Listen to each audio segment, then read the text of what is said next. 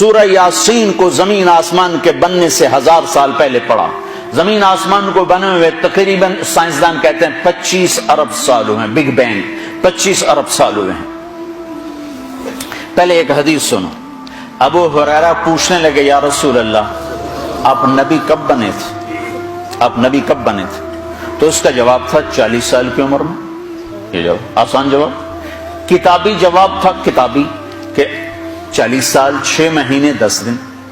40 سال 6 ماہ 10 دن 21 رمضان المبارک جبریل ظاہر ہوئے اقرا بسم ربک الذی خلق. تو چلو آپ یہ کہہ دیتے 40 سال 6 مہینے 10 دن. لیکن آپ نے فرمایا ابو ہریرہ کنت نبیا وان آدم بین الروح والجسد. ابھی آدم کی کہانی شروع بھی نہیں ہوئی تھی اور میں نبی بن چکا تھا. ٹھیک ہو گیا. ابھی آدم کی مٹی کٹھی نہیں ہوئی تھی اور میں نبی بن چکا تھا.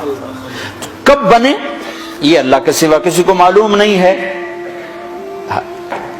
اس حدیث سے اتنا پتہ چلتا ہے کہ ابھی کائنات کا بھی وجود نہیں تھا اور وجود محمد صلی اللہ علیہ وسلم اس کی برکتیں شروع ہو چکی تھی. کیسے؟ قرآن سنا. کائنات کے بننے سے 1000 سال پہلے اللہ کہہ رہا ہے یاسین یاسین. ایک اور حدیثات جوڑ دو. آپ نے کہا میرے 10 نام ہیں, میرے اللہ نے میرے 10 نام رکھے ہیں.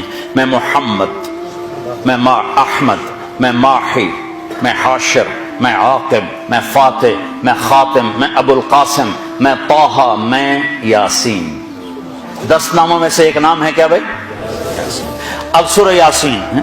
یاسین والقرآن الحکیم انک لمن المرسلین. نہ زمین ہے نہ آسمان ہے اور اللہ کہہ رہا ہے مجھے قسم ہے قرآن حکیم کی تو میرا رسول ہے. تو آگے کون ہے جس کو اللہ کہہ رہا ہے تو میرا رسول ہے؟ کوئی آگے ہے. اگر کوئی آگے نہ ہوتا اور آنے والے کی خبر ہوتی تو پھر اللہ کہتے انہو لمن المرسلین, وہ آنے والا میرا رسول ہے.